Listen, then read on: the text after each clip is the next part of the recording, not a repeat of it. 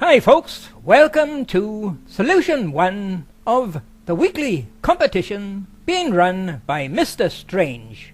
For those not aware, Mr. Strange will be putting up one Apollo photo every week and giving you, the viewers, the chance to participate in discovering all the anomalies in each photo. And for anyone who gets all the anomalies in the photo, Mr. Strange is offering a winner's prize of $20 a time. Now folks, the first photo put up by Mr. Strange was this photo here. AS11-44-6574. A photo that is claimed was taken from the command module for Apollo 11, taken of the Apollo 11 lunar lander orbiting the moon. Now folks, Mr. Strange will be leaving a link to this photo in the pre-report. You can download the photo, you can zoom it up, you can brighten it up, you can play around with it all you like, and see who's the first to come up with all the anomalies in this photo. Before we proceed, let's take a look at the comments so far for this photo. Apparently, only one NASA nutter decided to comment on it. A tosser new to YouTube by the ID of Mysterial Mystery. Let's take a look at what he says about this photo, shall we? There you are folks. There's the comment by this tosser Mysterial Mystery. What a brilliant photo by NASA. And here you are folks. Here's the second comment by that tosser Mysterial Mystery. Sorry Napoleon, no, because I know there is nothing there. He is stating there is nothing wrong with this photo, and it's a good photo by NASA, taken with this LEM orbiting the moon. So folks, let's get started with a brilliant expat Taffy. We'll do a complete analysis of this photo.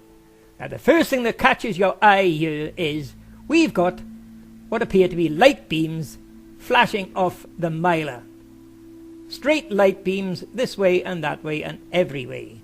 Now, anyone with any common sense should know that that is 100% fake and not taken in space. Light beams are invisible in a vacuum, folks. You cannot see any light beams in space. Proof of that? Go outside in the night, look up at the stars, and preferably see if you can locate what's known as the brightest star in the heaven, the planet Venus.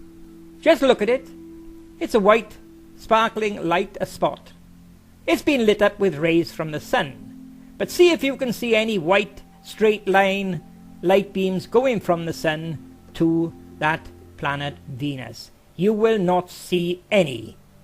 Light beams are completely invisible in a vacuum, folks.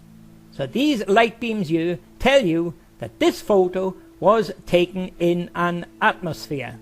And the only place that can be, folks, is here on the Earth. Okay, the next thing to notice here, folks, as you can see here, this photo has been Adobe Photoshopped. An Adobe Photoshop with Photoshop 3, which was not introduced into America until the year 2007.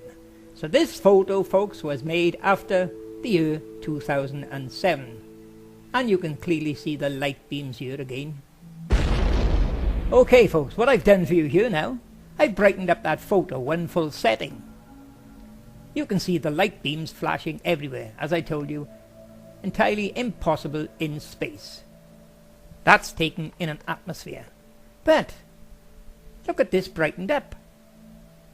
What on earth have we got? We've got objects in the bottom right hand corner that looks like white tires or something, and we've got some object up in the top left hand corner. Now what the heck can that be, folks? Any of you recognize it? Now folks, what I've done for you here, I flipped that photo 180 degrees to give you a better look at it. And what do you think these objects are down in the bottom of the photo, folks? Any of you recognize them? I know what they look like to me. There you are, folks. There's those objects. And this is supposed to be out in the blackness of space. What do you think it looks like to you? Well, what it looks like to me is a human hand. You can see a thumb, you can see 4 fingers, and there's something in between. It looks like a human hand holding something, doesn't it?